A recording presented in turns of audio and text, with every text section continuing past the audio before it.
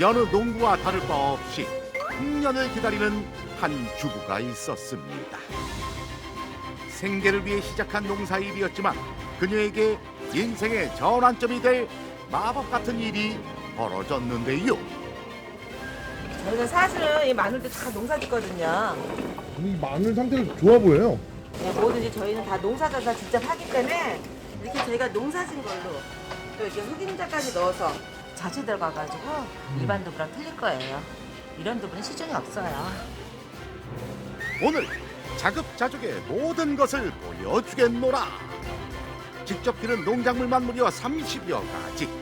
요리의 맛은 오직 내 손으로 결정하겠다. 이런 게 손맛이고 좋은 재료로 하는 게 중요하죠. 우리가 흔히 부르는 엄마의 손맛은 잊어도 좋을 것입니다. 상다리 부러지는 길경숙 승부사의 마늘보쌈 한상 이야기 지금 시작합니다. 경기도 여주시 시골의 정겨운 맛을 느끼기 위해 찾아오는 사람들로 문전성시를 이룬 가게가 있다는데요.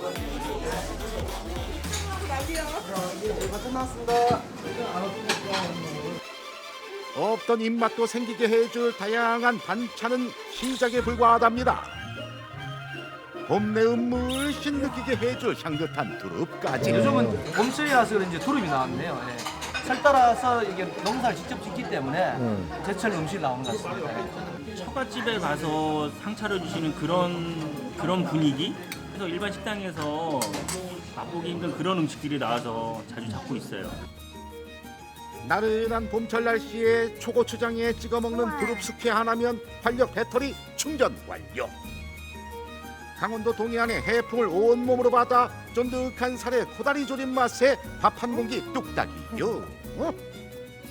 제주 청정해역에서 어획한 황게로 만든 게장까지. 근데 이 모든 게 반찬이라고요?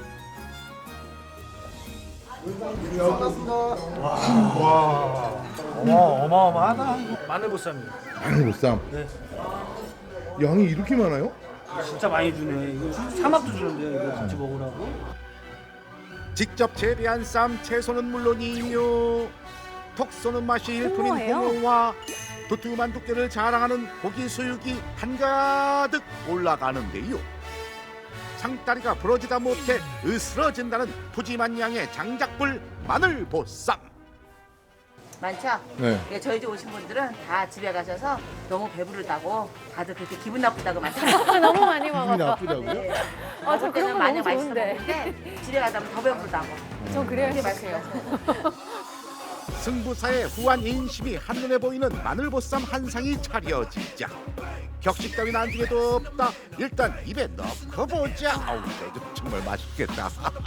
그냥 삶아서 먹을 때보다 마늘 소스 올리니까 마늘 향이 고기에 이렇게 냄새도 없어지는 것 같고 제가 원래 마늘을 못 먹는데 여기 마늘을 유독 순해가지고 잘 넘어가더라고요. 그래서 꼭 이걸 먹어요.